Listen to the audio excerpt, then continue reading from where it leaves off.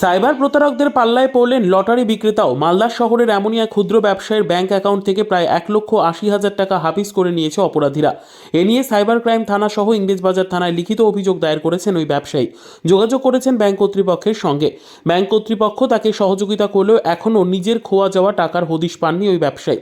ঘটনার তদন্ত শুরু করলেও এখনও কার্যত অন্ধকারেই পা ফেলে চলেছে পুলিশ। মালদা ইংরেজবাজারের শহরের গয়েশপুর এলাকার বাসিন্দা তাপস দাস। তিনি লটারির ব্যবসা করেন। সোমবার বিকেল 4টের পর থেকে পরপর 4টি ধাপে অ্যাকাউন্ট থেকে প্রায় 1,80,000 টাকা হাফিস হয়ে যায়। মোবাইলে তার এসএমএসও আসে। সাথে সাথে এসে ব্যাংক কর্তৃপক্ষের কাছে বিষয় জানালে ব্যাংক কর্তৃপক্ষ তার debit card O account close করে দেয়। এদিকে মঙ্গলবার ওই ব্যবসায়ী মালদা সাইবার ক্রাইম থানা ও ইংরেজবাজার থানায় লিখিত অভিযোগ করে। ইতিমধ্যে ঘটনার তদন্ত শুরু করেছে সাইবার ক্রাইম থানার পুলিশ। এই ঘটনায় ব্যবসায়ী মহলে আতঙ্ক ছড়িয়েছে। তাপস দাস পেশায় একজন লটারি ব্যবসায়ী। ঝলঝলা এলাকায় তার একটি লটারির টিকিট ফুটপাতে বিক্রি করে। বাড়ি ইংরেজ বাজারের গয়েশপুর এলাকায়। এই ঘটনায় ইতিমধ্যেই চিন্তায় পড়েছে ওই পরিবার। পুলিশের ওপর ভরসা ছাড়া আর তাদের কিছু করার নেই। ওই রাষ্ট্রায়ত্ত ব্যাংকের ম্যানেজার পলাশকান্তি বাসু জানান, তাপসবাবু আমাদেরকে এই বিষয়টি জানার সাথে সাথেই আমরা তার এটিএম ডেবিট কার্ড সহ ব্যাংকের অ্যাকাউন্ট ক্লোজ করে দিয়েছি। বিষয়টি আমরাও নজরে রাখছি। Malda district chamber of commerce ও ইন্ডাস্ট্রির সভাপতি উজ্জ্বল সাহা জানান, রাজ্য তথা দেশে এরকমভাবে সাইবার ক্রাইমের প্রতারণা ক্রমশ বেড়ে চলেছে। অপরাধীরা এরকমভাবে ব্যবসায়ীদেরকে লক্ষ্য করে তাদের অ্যাকাউন্ট থেকে টাকা ডেবিট করে নিচ্ছে দিনের পর দিন।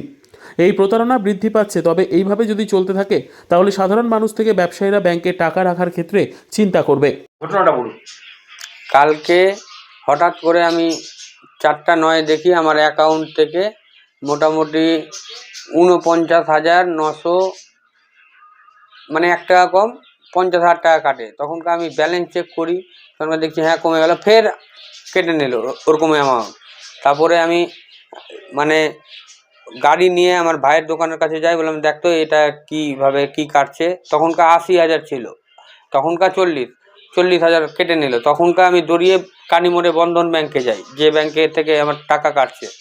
তে আমাকে বলছে নাকি তুমি কোনো ওটিপি দিয়েছো, হ্যান দিয়েছো, ত্যান দিয়েছো। আমি কিচ্ছু দিইনি স্যার, কোনো ফোনও আসেনি, আমি কেন দিতে যাবো? এর আগে আমাকে ফোন করেছিল, তো আমি এসছি আপনার কাছে। হ্যাঁ, তো আপনি তখনকার তো কিছু বললেন না, বললেন ফোন টোন ধরবে না।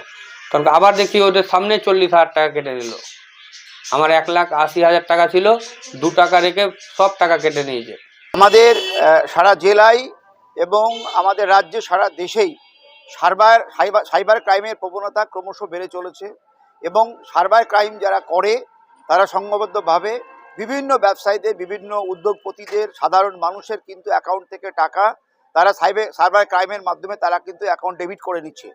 এটা কিন্তু একটা খারাপ দিক, ক্রমশ এটা বৃদ্ধি পাচ্ছে। যদিও জেলা পুলিশের পক্ষ থেকে সাইবার ক্রাইম ডিপার্টমেন্ট যে সমস্ত কমপ্লেন পাচ্ছে তারা চেষ্টা করছে সেগুলো রিকভারি করার, কিন্তু অনেকগুলো কেস কিন্তু সবগুলো সাইবার ক্রাইমে এসে পৌঁছানো সম্ভব হয়ে উঠছে না। যার কারণে আমরা কিন্তু আতঙ্কিত এবং এই প্রবণতা যদি চলতে থাকে তাহলে সাধারণ মানুষ ব্যাংকে টাকা রেখে তারা কিন্তু অনিশ্চয়তায় ভুগবে। বিষয়টা কিন্তু গুরুতর বিষয় এবং এটা দিনের পর দিন বৃদ্ধি পাচ্ছে। আমরা ব্যবসায়ীরা আতঙ্কিত। Bureau report, PB news. Annapurna medical hall, chemist and druggist. এখানে সকল প্রকার ওষুধ পাওয়া যায়। নবাবহাট মোড়, পূর্ব বর্ধমান। যোগাযোগ করুন 6295528655 অথবা 7602347696।